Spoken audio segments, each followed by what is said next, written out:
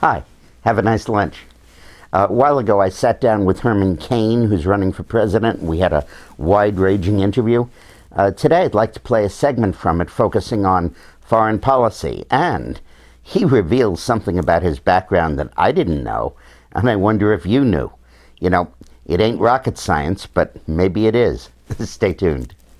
We elected a president in 2008 with zero foreign policy experience. Yes. Literally zero. Are we about to elect another one in you, and what's the difference?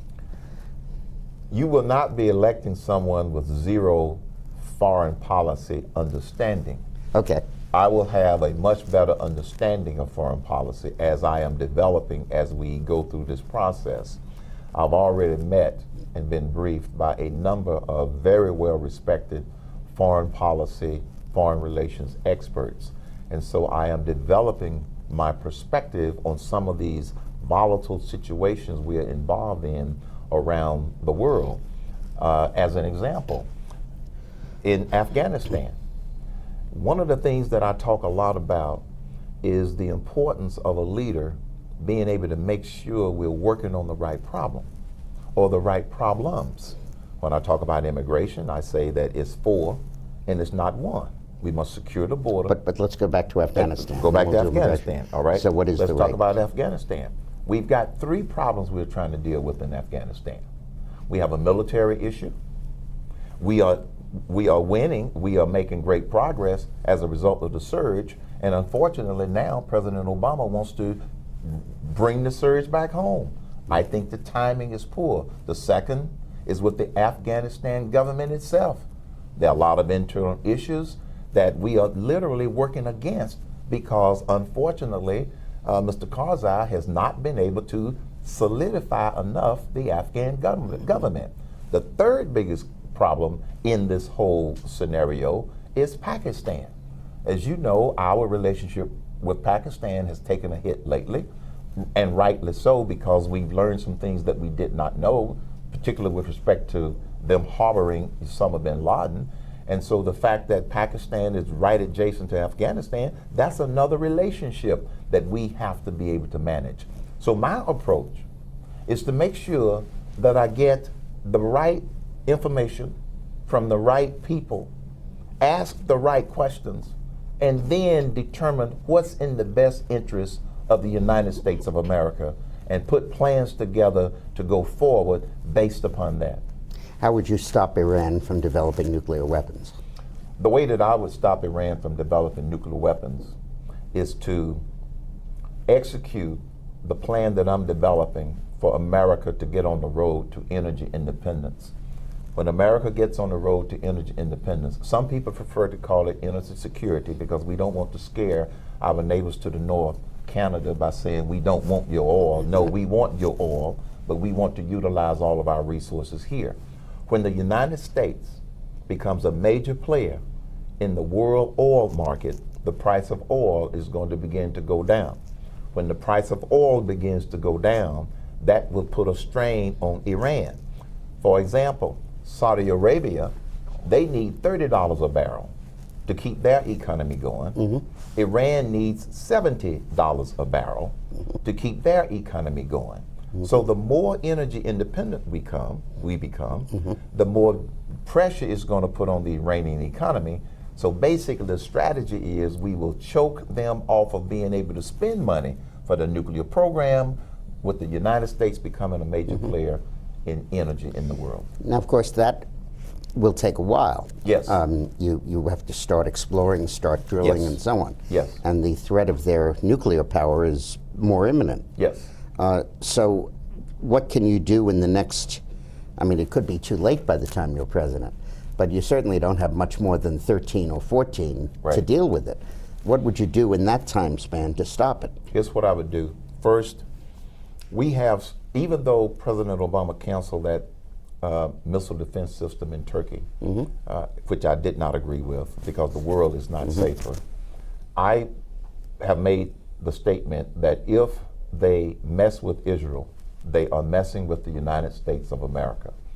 We have other nuclear detection capabilities that I would make sure that they are strategically placed around the world. our submarines, many of our aircraft, such that we would be able to get involved if they were to do something as bold as to try and do as Ahmadinejad has stated, and that is wipe Israel off the planet. So I would use our strategic capabilities that we already have to make sure that if they pull the trigger, we would be in a position to help our friends Israel. A big part of that is to send the Aegis destroyers that we have, Yes. which are platforms for sea-launched interceptors into the Persian Gulf. Absolutely. Right now, 90% of our strategic defense budget is land-based, which is great for protecting New York, but doesn't do a whole lot for Tel Aviv. I would strategically have those capabilities stationed within quote-unquote shooting distance. When I first started my career, you might find this is an interesting note, the Aegis missile system was developed where I started my career as a mathematician.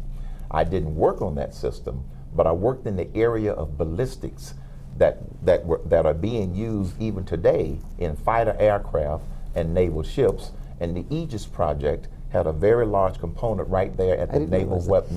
And you were a laboratory. mathematician. I was a mathematician with a minor in physics, so I worked on weapons systems for the Department of the Navy early in my career. This is why I am familiar with the fact that we have those kind of capabilities that we can strategically place in order to, in the interim until they stop their nuclear program. Now the other thing, the other aspect of this is I don't believe, based upon my prior knowledge of ballistics and fire control systems, that they are as close to being able to launch a nuclear weapon as they claim. There are two parts to this. One part is actually having the nuclear weapon developed, being able to have the uranium capabilities, etc., and being able to control it. The other part consists of the actual system that would do the guidance of the fire control system, collect all of the atmospheric and other information that you need. I don't believe that they are as far along on that part as they are on actually building the physical weapon, because I'm very familiar with what it takes to have the kind of capability that we have in the United States in our military. It's a very impressive answer. How would you change our relationship with China? The way I would change our relationship with China is simply to outgrow China. It's not like a bad habit? That's right, just outgrow them. This gets back to my economic vision. Once we start growing at 5 or 6% a year, compounded or more, unemployment rate is going to go down. We will be growing on a base of $14 trillion. China's growing on a base of about $6 trillion. All we have to do is outgrow China. It's not just about bombs and bullets, it's about bombs, bullets, and economics. And the thing that we can have is a much greater, robust economic growth. And then that's going to do several things. If we at the same time grow the economy and at the same time get serious about bringing down the national debt, the value of the dollar is going to go up. And the value of the dollar starts to go up because we are getting our house in order, then China won't be rattling its sabers saying, let's not use the dollar as the world currency standard. No. Then the confidence in the dollar around the world will start to go up. As long as we continue to outgrow China, we will have more leverage in dealing with China.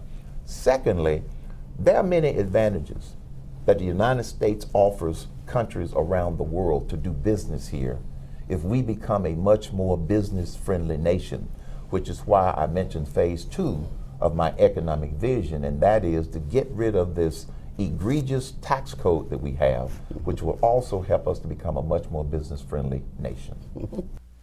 That sure makes sense to me, to stop Iran from developing nuclear weapons that can attack Israel by using the missile interceptors, as Herman spoke of.